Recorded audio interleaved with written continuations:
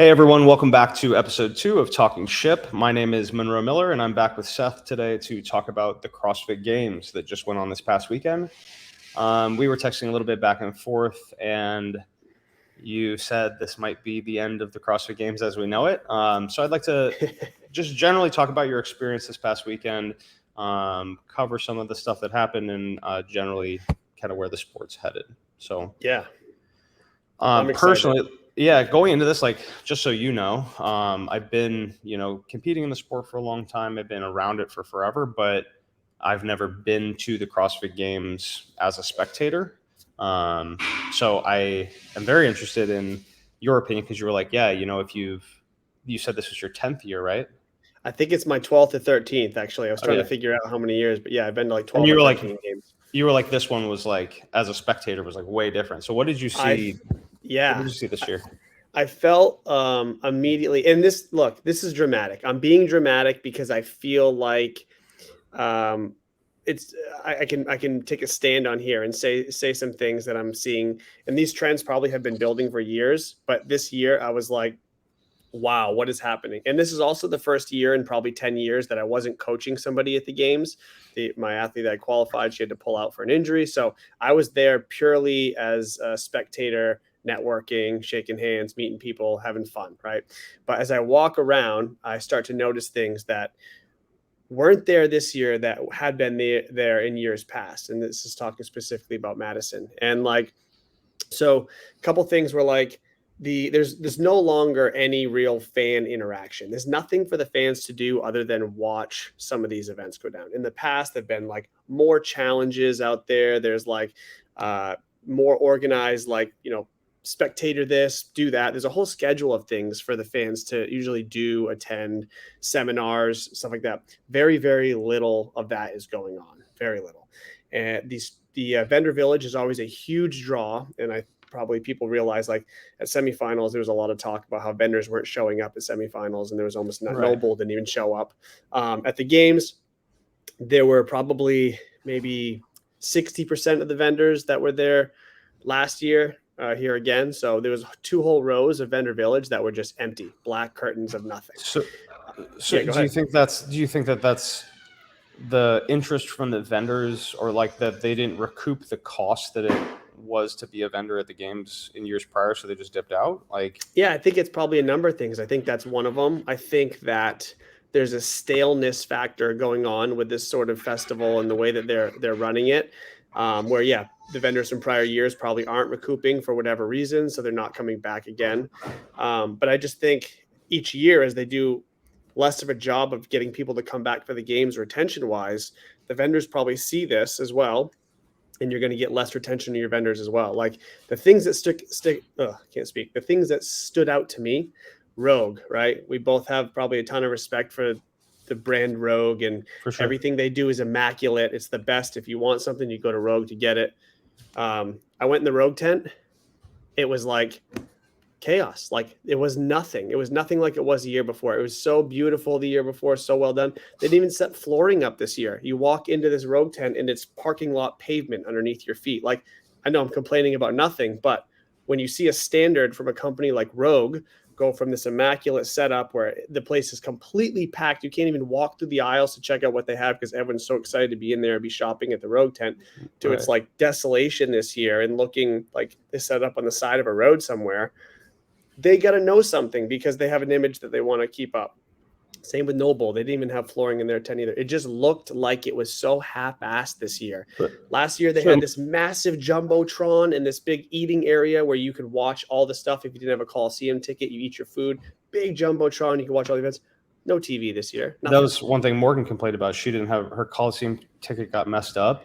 Yeah. So she had to watch everything from the affiliate lounge. And she said that, like, the affiliate lounge, they're like trying to teach like affiliate business stuff. And Morgan's like, I'm trying to watch the CrossFit Games. Like, that's what I flew here for, and not to do business stuff. And it's like, this is the only place. The lounge is probably also 800 square feet for, I don't know how many thousands of affiliates that attended. Yep. The affiliate lounge also ran out of all the gifts they were supposed to give the affiliate owners.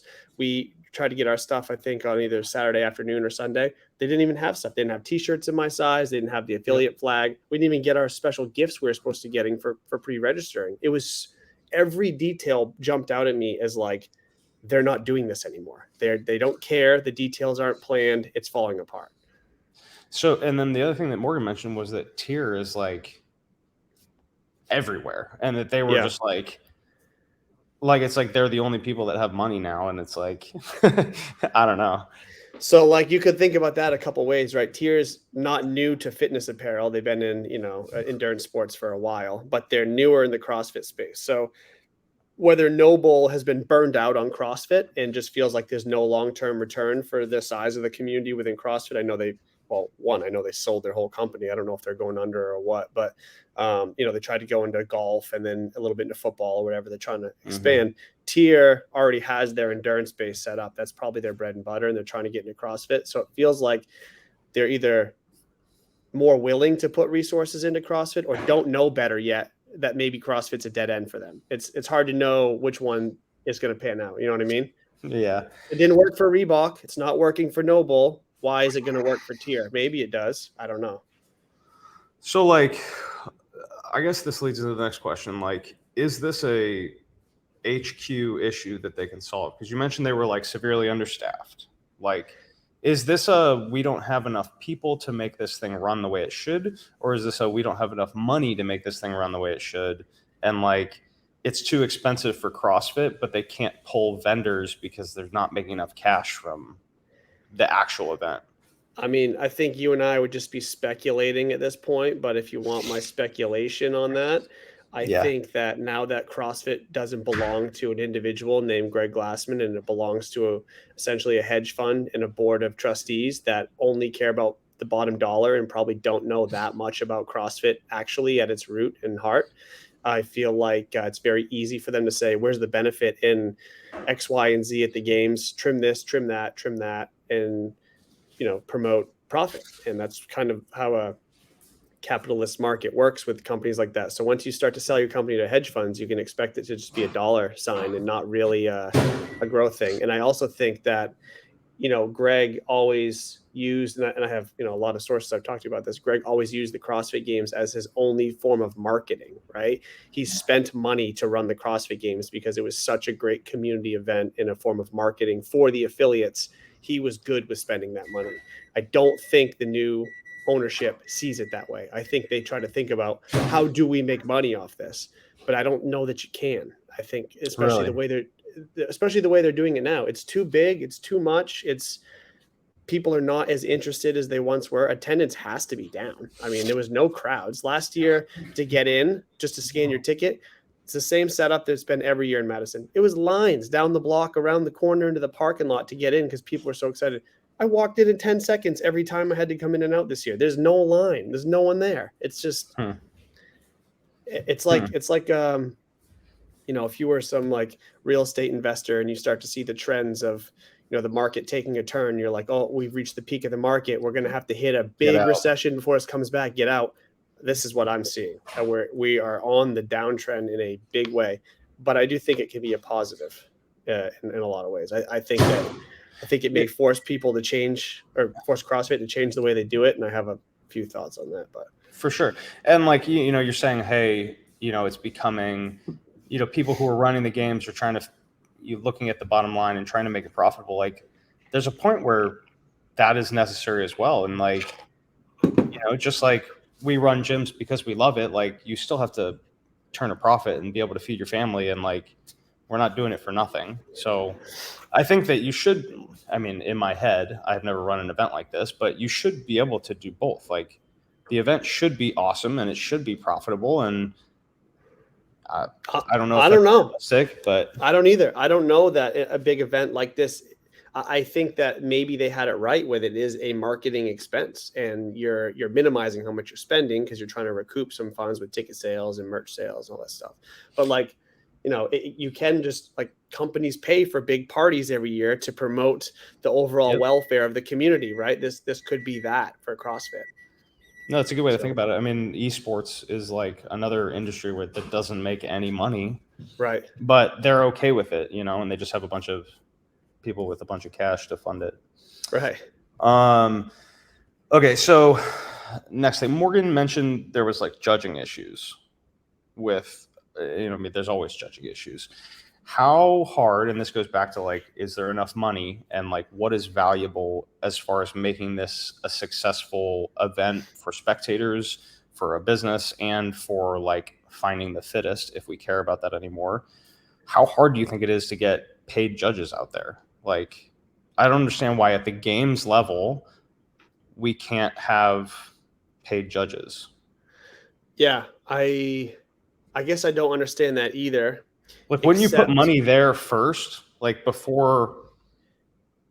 Yeah, so I guess the first thing you'd have to decide on is, where do you draw the line? Who needs that qualified judge? Do the adaptive athletes need it? Do the masters need it? Do the teenagers need it? Do the teams need it? Do the individuals need it? Because if you have all these groups and all these people that need it across 7-8 days of competition, talking about a lot of judges, it's a lot of people to get up to your standard, whatever that standard ends up being. It's a lot of money you're paying these people who may or may not meet your standard out there. And it's probably one of the hardest sports to judge there is, because the standards change all the time. It's not like you're an umpire calling balls and strikes. It's true. The line moves every time they announce a new event. It's something new.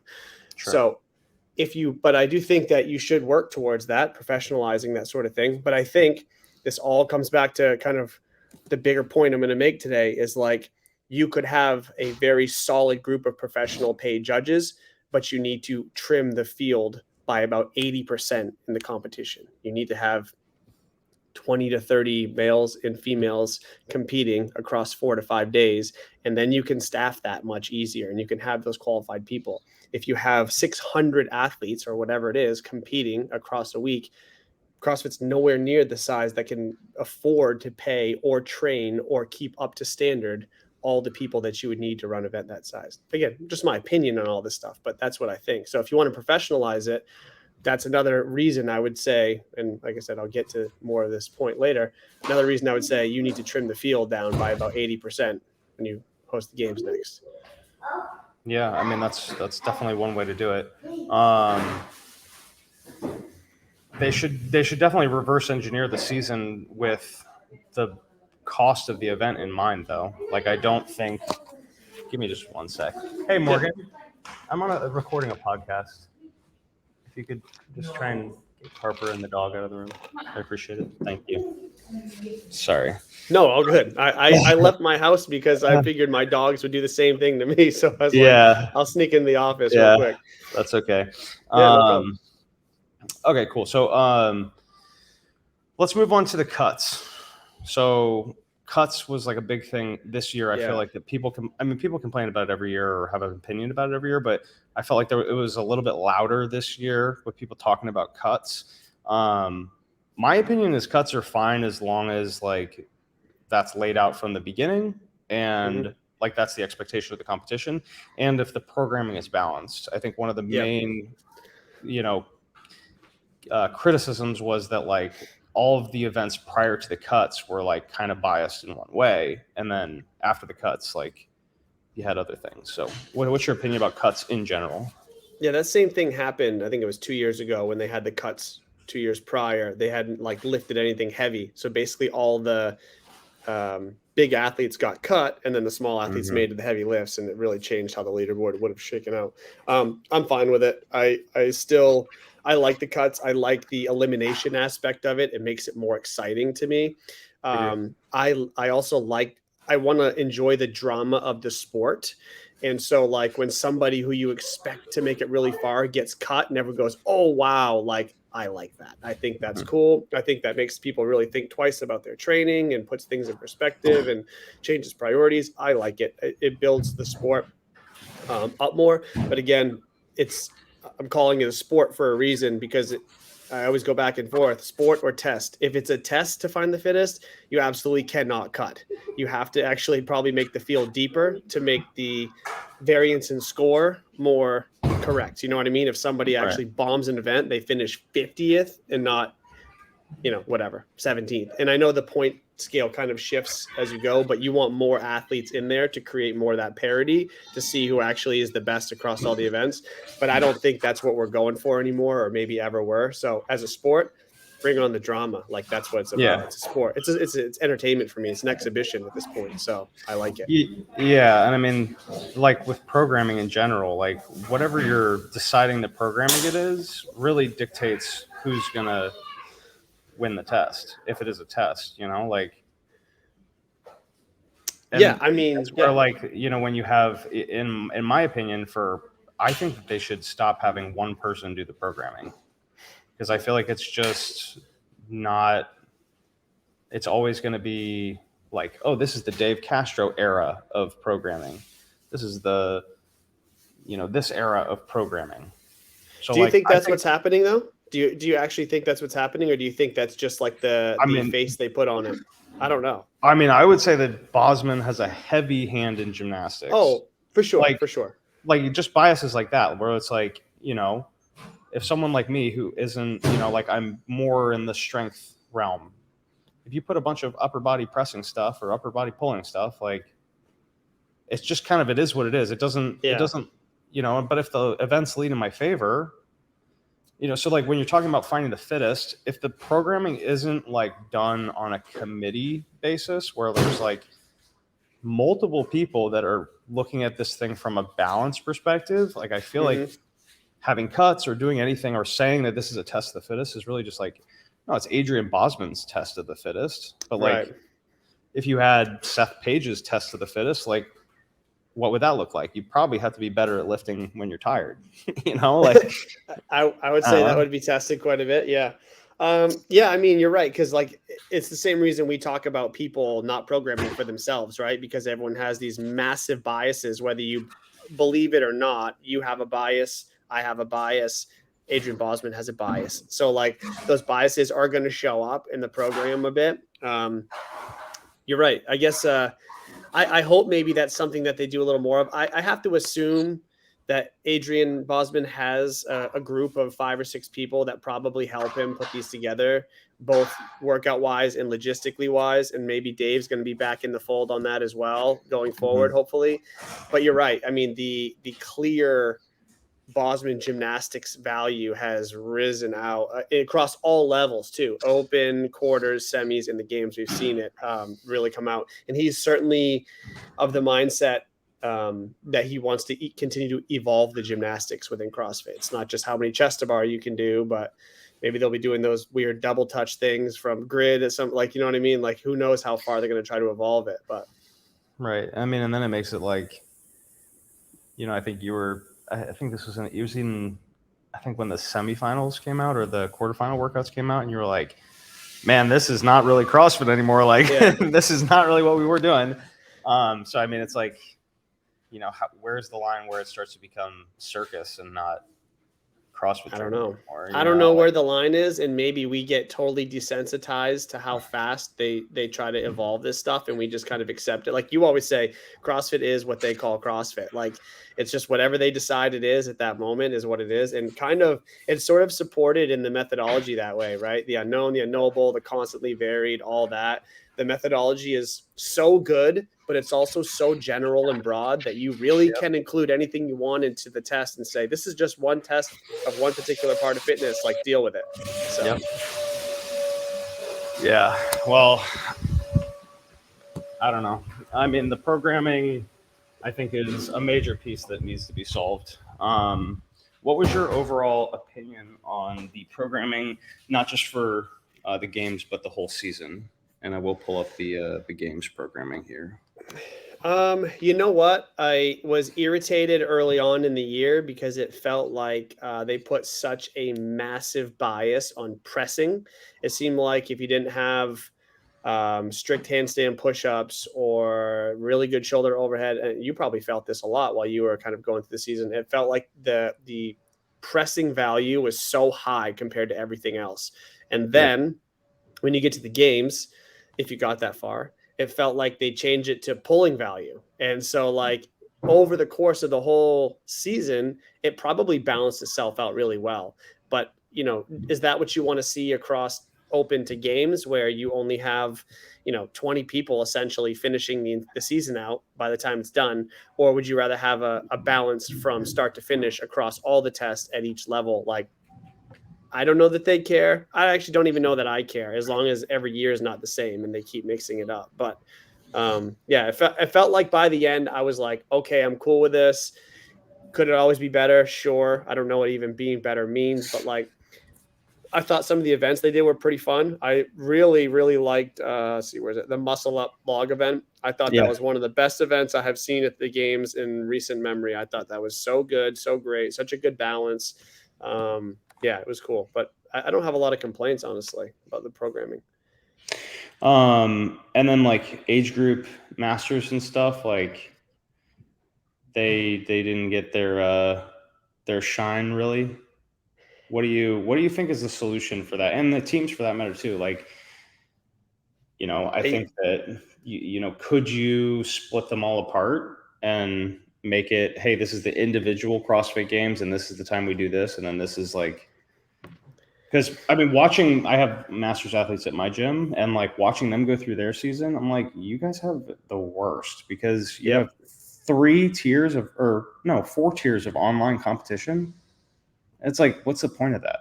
And then they get to the games and then they don't have spectating, or you can't watch it. It's like, it's so here's like probably biggest unpopular opinion, and I mean this in like a useful way, because most of my clients are masters athletes and I really care about the masters part of the sport. But I think the CrossFit Games as it sits now should probably cut the masters. It should probably cut the teenage division too. I think they're not doing what they need to do to support them. I don't think I think it's very much an afterthought. I think they can help with the season. I think they can do the online stuff. I think they should participate in the open, but I think they probably need to hand the reins off to something like Legends or the Collective or another third party that runs the CrossFit Masters World Championship or whatever you want to call it. And here's why. Can you name 4 masters that made the podium across any of the 8 masters divisions in the CrossFit Games this year? The only one I can name is Jason Grubb, because he does a good job of marketing himself. I don't know anybody else. I guess Stacy Tovar, because they made her an announcer after. That's it. 2. I'm supposed to know all these masters athletes and supposed to be coaching. Like, they don't show anything. They don't promote any of them. They don't really care about any of them. And I understand it's a money thing, right? You can only spread your resources so thin across all these different CrossFit Games athletes, and individuals the biggest bang for your buck. But because that's the case, they're doing a huge disservice to them. So if they had a third party Masters CrossFit World Championship, whenever, it doesn't even have to be the same time as the games. It could be in October, it could be in May, it can be whenever. They have this event. If they stream it, if this third party works out a way to stream it really well, and you're tuning in for the Masters. You're not tuning in to see what else is going on at the games. Right. If you attend the event, you're showing up because you want to root on the Masters. You're not showing up to see Tia Claire Toomey, or whoever else. You're showing up because you want to watch the Masters and support the Masters. If you're a sponsor that's going to go in Vendor Village at this event, you're showing up and you're marketing to the Masters athletes, right? Like the Bengay CrossFit World Championships, sponsored, icy hot, whatever. Like, you know what I mean? Like, there's room for this whole that. Like, it needs to be its own production if they want this to be legitimized. I, for one, think it's terrible the way that they do this for the Masters, but they don't really do anything for them. They have the volunteers, the judges, they have the events, but again, it's an afterthought. And from a like a consumer perspective, I do want to be a fan of the Masters, and I want to be able to consume it and root for it and know what's going on in there. But there's no way that I can focus on individuals, teams, masters, and then forget caring about the teenage and adaptive division. I don't want to. How could I possibly focus on all that? How could anyone focus on all that? The only way you would ever care about masters is if you know someone personally who's competing and they're from your gym or they're a family member and you're supporting them. Other than that, there's no way your brain can focus on everything going on at once in Madison or wherever it ends up being. Yeah, and the sad part about that is, like, most of the people who would go to watch the games know some of those people more so than I feel like they would know, like, the superstars of the sport. Right. Right.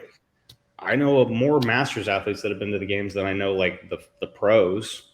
You know? So it's like, those are who our communities are rooting for. Like those, like team is like a huge thing in my gym. Like that's all I care about in the sport is team. And it's like, sometimes it's sad for me to see like the season changing every single year. It's like, how do you expect me to get excited about building a team from my gym and trying to do all this stuff when it's like, well, that's what it is this year. But then the next year you just have to be here on the days of the open or whatever. It's like, I think they need to start standardizing like the way that the season runs, at least first from the beginning, like what you're talking about with like, hey, cut the field by half, make it this. But like, it feels like every year that I compete in the open, they just keep like, when I was really close, it was like, hey, the top 52 men and women.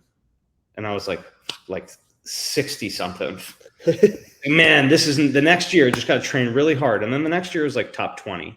Yeah. It was top 20 combined from 2 super regionals. And at that point I was just like, well, what's the point anymore? And it's like the same thing with the team stuff. It's like, not this year, but the previous year, I was like, man, I really think I can like build a team from my gym of like, let's hit these workouts hard, guys, and, form it and go to the games. And then like, now it's like, well, if you just have, a couple of people and you put the pieces together and whoever has the cash to move together on those days, it's like, right. Well, so here's the other thing that I really think CrossFit needs to do is like, again, I know you want to get a team together, but boy, the team thing is kind of a joke now too. We don't know anyone on the bottom. I don't remember if there's 30 or 40 teams, whatever there is at the games this year, other than the top 10, the top heat. Mm-hmm. We don't know any of those athletes. We don't know where those gyms are even located half the time. A lot of people that get on those teams probably wouldn't even qualify for individual semifinals. It's just not, it's not a level of competition at the lower end that anyone is going to get that interested in unless you're a member at that gym or someone on the team is a family member. So like, how does CrossFit breathe new life into the team event? Because like, it's not meant to be rude, but other than your immediate circle, who cares about some of these teams? You know what I mean? Like who is buying the team jersey? Who's supporting this whole journey? You know what I mean? It has to be a passion project that you are doing with your gym. And but how does that support the longevity of the sport, like in a meaningful way? I don't know that it does. I mean, and if you're pulling all of your teams from the open, which is an individual competition, it's like, it doesn't even become a team thing until you get to the semis. Right. And like, even some of those events, like some of the events at the games too, it's like, this isn't a team event. Like, it's like you go, I go, she goes, he goes. Like, it's not like the one event that I thought that did really cool this year was the handstand walk, how they all had to go in a line. Yeah. And then it's like, hey, if your person ahead of you slows down, like that's a team event more so than like, I do 30 cals on the rower and then you do 30 cals and I stand here. Like, Yep. But I also think like if they trim that field down again, like I know a lot of teams want to get to the games, but if you only take 10 teams out of some big online qualifier, right? And there's not even teams at semis anymore. There's no semis. I can get behind going, oh, these 10 teams are freaking stacked. Let me see who's on there and let me start to think who's going to win and let me root for one. But when you give me a field of 40 and I'm supposed to look through I'm not even going to watch. I'm not even going to bother. It's too overwhelming. Like, oh, CrossFit focuses on 2 teams. They focus on a stacked proven team who were all not proven athletes no more than 6 months prior to the season. You know what I mean? But now they have a brand slapped on them. Or you focus on Invictus. I mean, that's a pretty legitimate team, I guess. They do all train together under that gym, but they've all come together from different parts of the country to train there for a purpose.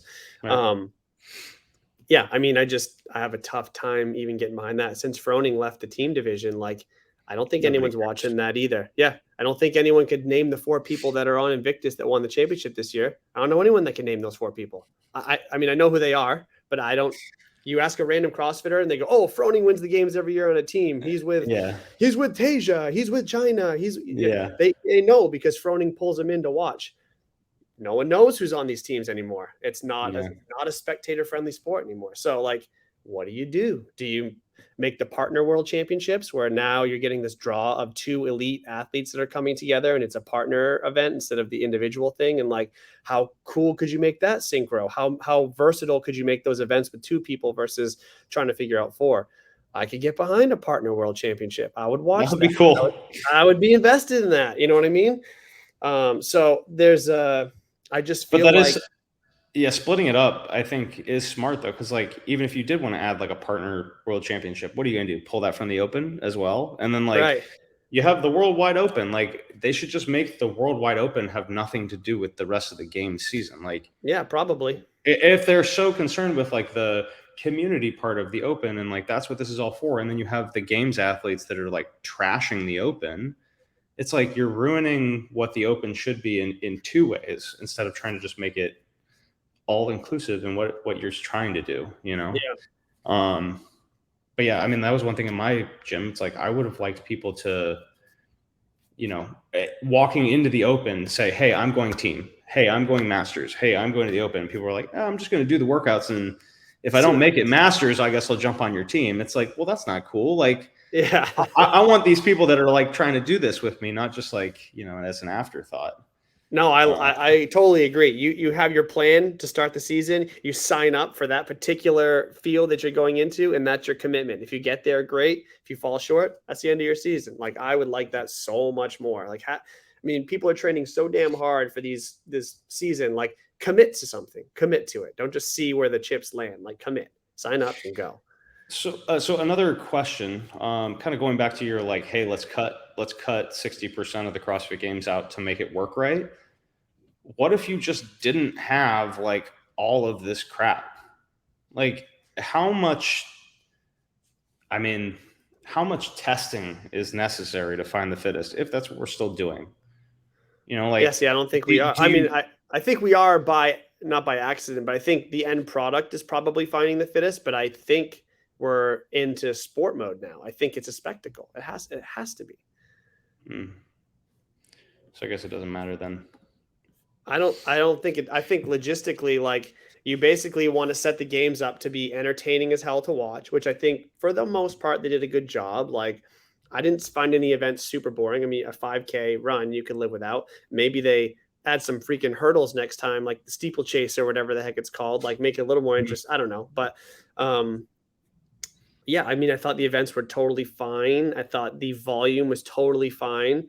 There weren't that many withdrawals due to like just heavy fatigue, injury, something like that. There was a couple freak incidents, which is going to happen no matter what. I thought it was great. I thought it was fine.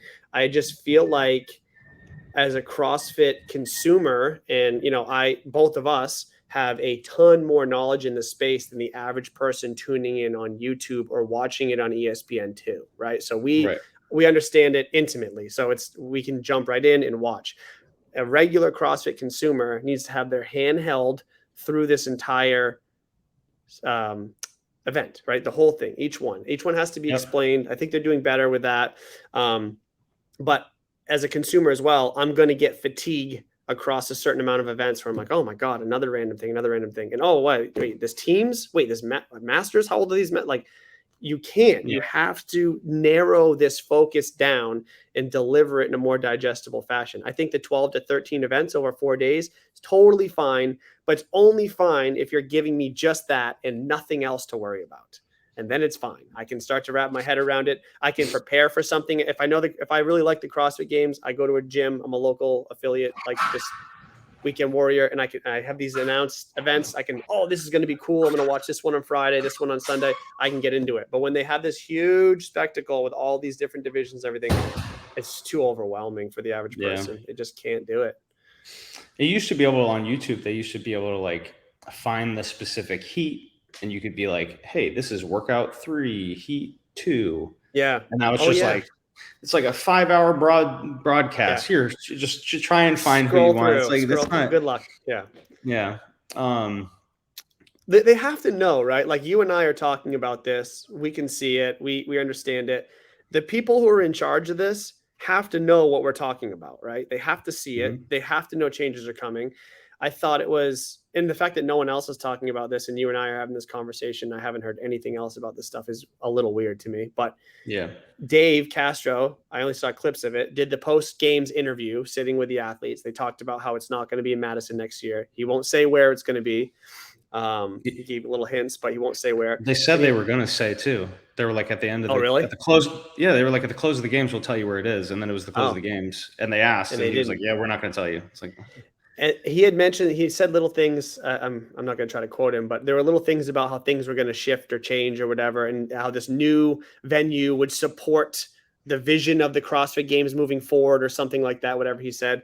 And those to me, I'm taking those, trying to read between the lines as like little hints, like they brought Dave back because they see it too. Adrian sees it, Dave sees it, the board of directors now at whatever capital sees it, and so something has to be done to revamp this.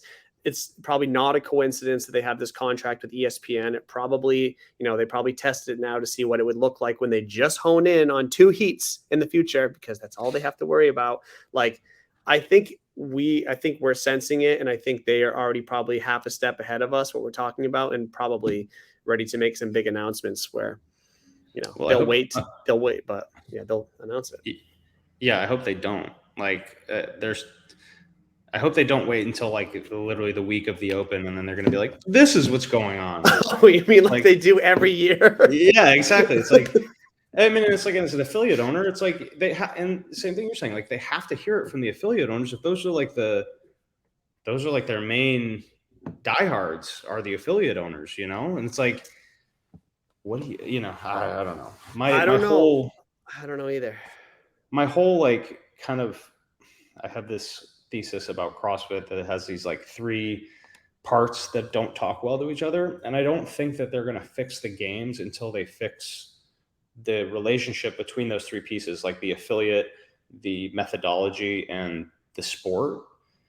Because like you're saying, like, hey, if this is a sport that hangs on a methodology, like that's one thing. Like if we're not so obsessed with the methodology being the unknown and the unknowable, then you can tell people what the events are ahead of time. And then camps can look at it as like, okay, this is the test that we need to prepare our top athletes for. This is the type of thing to expect. It's like, if it's not a test of the fittest and the unknown and unknowable doesn't matter when you're talking about sport, right?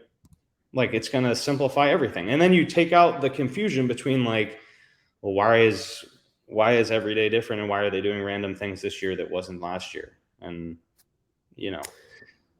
that's and a then good the point. affiliates, and the affiliates are stuck in the middle, where it's like, what we do at the affiliate isn't either of those things. Like, the way we run our classes, like the way we train our gyms is mostly how most people do it. That's not really like classic CrossFit. No. It's not one day, split jerk 5-5-5-5-5. That's it. That's all you're doing. And then the CrossFit.com programming doesn't reflect that. We were talking like, hey, is CAP CrossFit.com programming now? Or what's weird is like, actually, like CAP takes CrossFit.com programming, and then they add to it a little bit, not a ton, but they add to it for class. So like even .com is even less than you would get if you went to an affiliate. So like, how do they even say that fits the methodology in a meaningful way anymore? Right, it doesn't. It can't.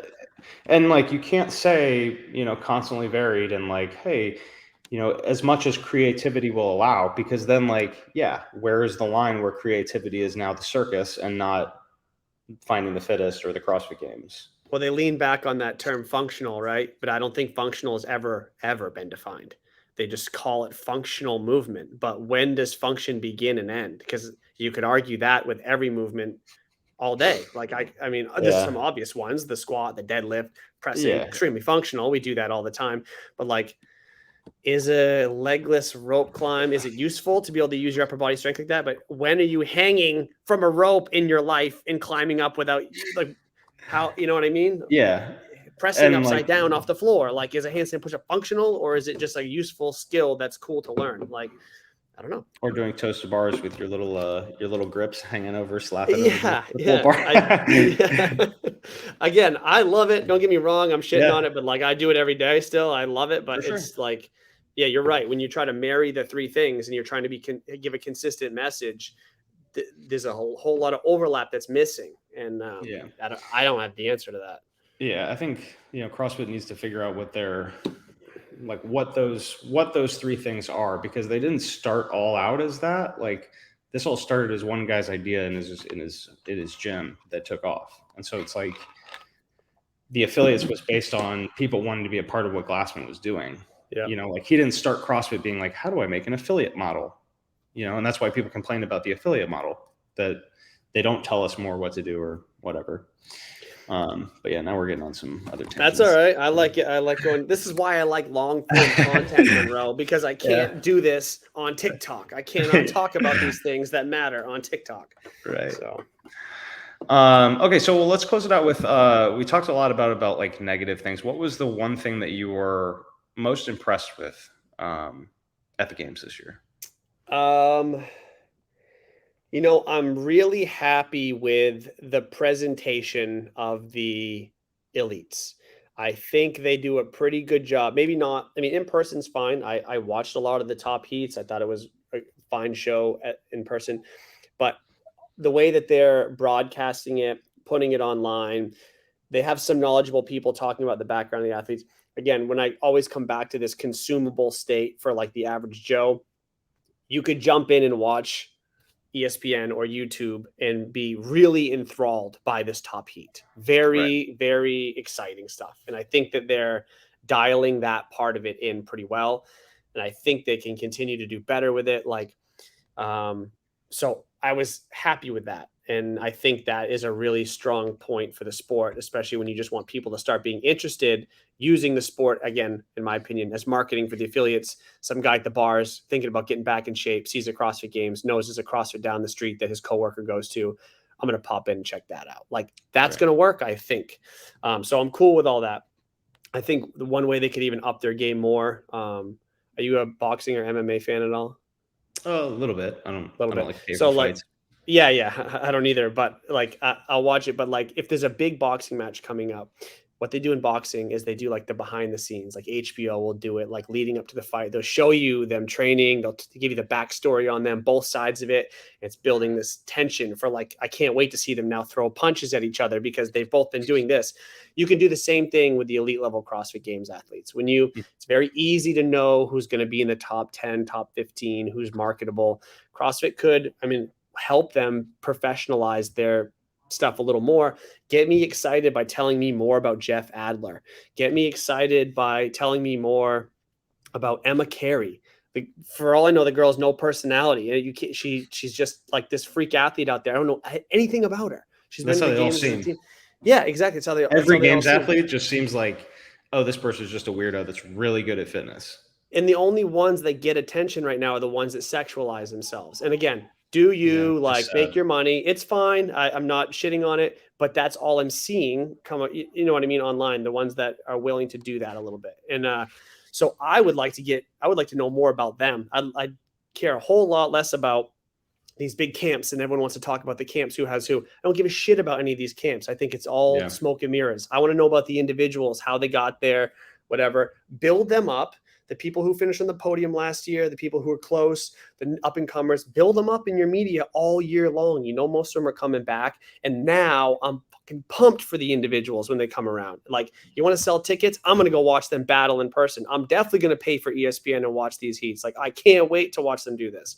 Right. That's how you build this up. Like, stop trying to do everything at once. And so, like, I think they've thought of this. I think that's why they did such a good job focusing in on the top people, but now I think they got to dig deeper, and I think that would really, you could make a sustainable product with that.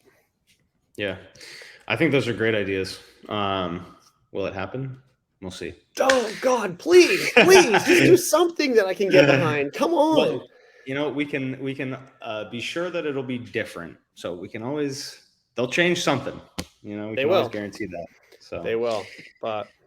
Thank you so much for listening or watching this episode of Talking Ship. If you're a busy person like me and you still want to train hard, you only have 90 minutes, check out our flagship program, the Jump Ship 90. I love it.